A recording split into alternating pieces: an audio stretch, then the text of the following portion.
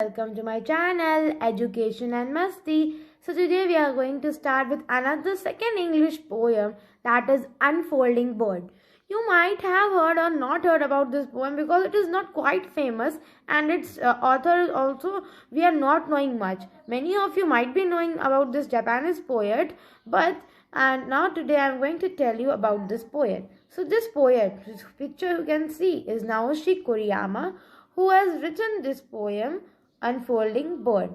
So before starting with the poem, we need to know a little bit about this author Naoshi Kuriyama. As he is a Japanese poet, we need to know more about him. Naoshi Kuriyama is a Japanese poet who studied English literature in the United States and returned to teach in Japan.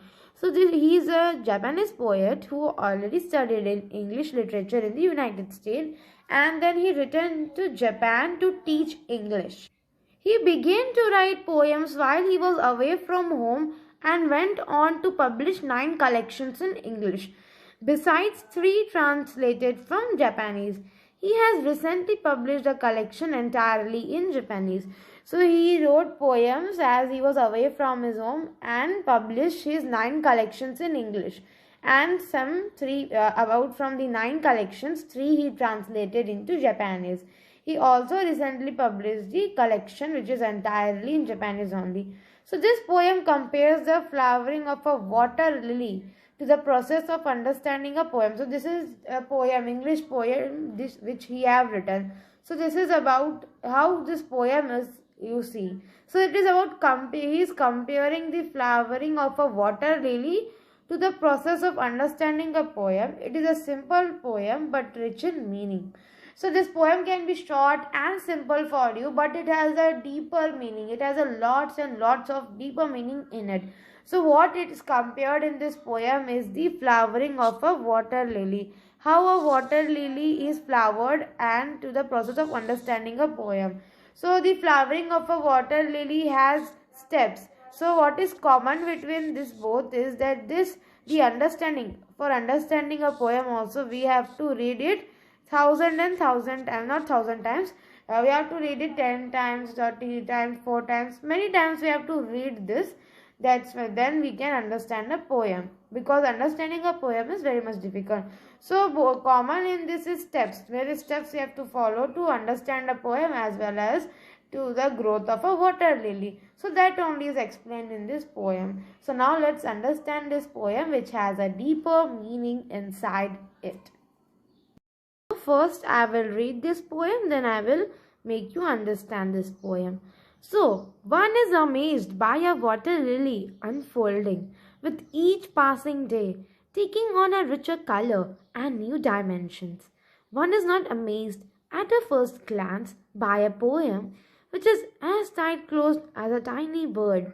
Yet one is surprised to see the poem gradually unfolding, revealing its rich inner self as one reads it again and over again. So here we can a little bit understand what actually the poet wants to tell us. He wants to tell us 2 things of water lily and about understanding a poem at a first glance. So more and more time it will take to understand a poem, and more days it will take for the water lily from a bird to change it into a flower. Here you can see some steps, small, big, and then finally it grows into a full dimension water lily. So like this happens in poem also. We have to read it many times so that we can understand what is the actual concept of the poem. So let's first understand the first paragraph. So mainly, before reading this first paragraph, one thing I want to tell you, that in this poem Unfolding Bird, the poet Naoshi Kuriyama, he wants to compare the flowering of a water lily to the process of understanding a poem. Means he want to compare actually the growth of a flower or the flowering of a water lily to the process of understanding a poem. Here this thing he wants to convey to us. So it is a simple poem but it has a rich meaning as already told you.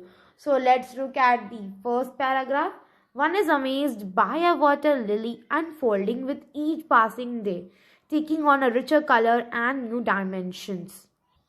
So here what the poet is trying to make us understand, he is telling that whoever looks at the water lily when it unfolds, it is full of surprise and wonder as the water lily changes its color and size with the each passing day. So one who looks at the water lily, he is amazed, he is surprised, or we can say he is fully amazed, surprised, and he is wondered, or he is wondering as the water lily changes its color. So as why he is wondering, amazing, because as the water lily is changing the color, its size with each passing day, means at first day it is somehow like this, then second day somehow like this, then third day like this, then fourth day like this, then fifth day, then finally after many days it grows into a fully sized water lily. So one is surprised or one is wondering by seeing a water lily which is unfolding,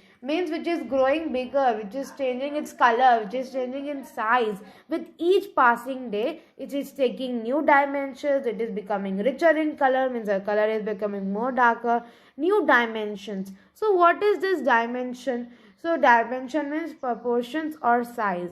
So size or proportion is the dimensions. And water lily, we know that flower like a lotus on the surface of a water. Like lotus, okay, it is like lotus on the surface of water.